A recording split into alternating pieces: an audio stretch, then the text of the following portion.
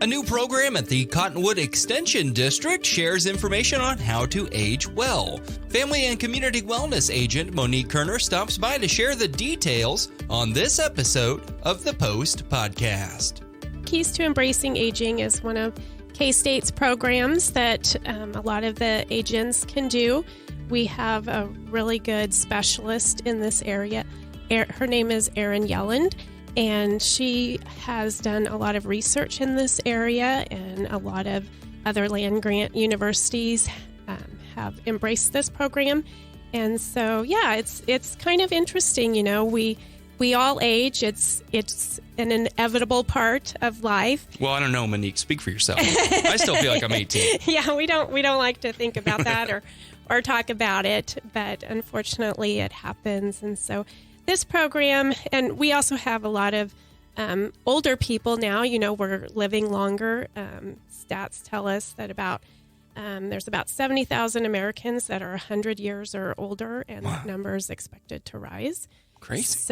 So yeah, aging well and keeping that quality of life can be an important topic. You know, even for young people, you know, you don't think about getting older when you're 15 or 18 or 25, but there are lots of things that you can do to take care of yourself and age better and age well and keep your quality of life.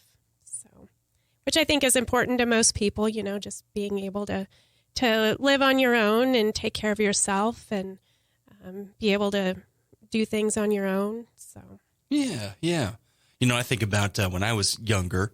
Everybody always telling me when you get old, if you don't take care of your knees, you're going to regret it. Yeah. Knees and hearing. My hearing is also starting to go. I'm sure this job with the headphones doesn't help. Mm-hmm. But yeah, I wish I had listened to a little bit more of that advice. And maybe somebody like you pushing it when I was a kid would have made the difference. Yeah, so we can do this program with, you know, all age groups.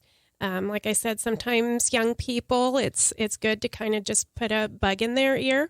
They might not listen to it now, but, you know, maybe if they keep hearing it, it'll kind of strike a chord with them. But so there's 12 different topics that we talk about in this program.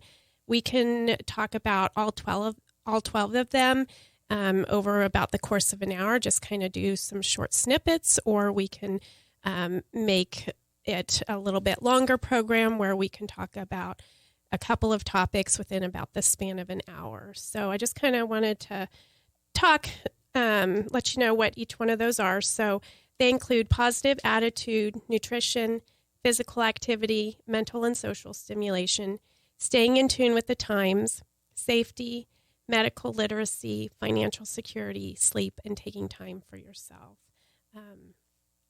And there's also a stress management one as well. So very cool. It kind of runs the whole gamut, I think, of aging topics. Yeah, definitely. Love that. Yeah, and like you said, you know, just kind of taking care of yourself, or through physical activity and nutrition, of course, is what people probably mostly think of, but also just that mental piece of it and dealing with stress and keeping a positive attitude. I think especially, you know, with all of us going through COVID, the mental health part of it has been huge, and we've been isolated from each other, and that also affects people as they age, and they need that.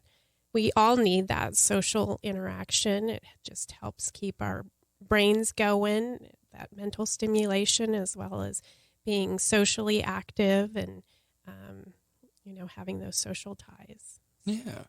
You know, I remember seeing at some point, I can't quote where it came from, but they were talking about blue zones, which are zones where people age, you know, generally longer, or they live longer than other places in the world. And that was what they were finding was it's that activity. It's that constant activity. It's that daily, maybe not a job, but getting up every day and have something to do keeps those folks going well over 100. Oh, yeah. That's interesting that you bring up the blue zones, because that's actually some of the research that they use to put together this program. So makes sense. Yeah. And it is interesting, you know, when I worked over at Connections, we always talked about the little ones. The best exercise for your brain is exercise, because the little ones, they can't sit for long periods of time. They have to have breaks, and, you get them up and move, and then they can sit down and they can concentrate. It's the same as we get older. My mom would always get mad at me because I'd tell her, like, get out of the wheelchair. You got to keep walking. You got to keep walking.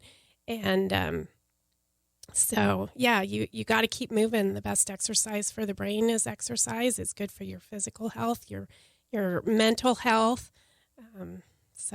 Yeah. Yeah, very cool. So, again, if people want you to stop by and do one of these presentations, what's the easiest and best way for them to go about getting hold of you guys? So they can call our office. Our number is 785-628-9430 and ask for Monique, or they can email me, and it's just my first name, Monique, and then my last initial K at ksu.edu. Very cool. Well, Monique, anything else you think folks need to know about the program before we go? I don't think so. Just give me a call or email me, and we can talk a little bit more about like what the specific needs are of your organization or the people that you serve, and we can come up with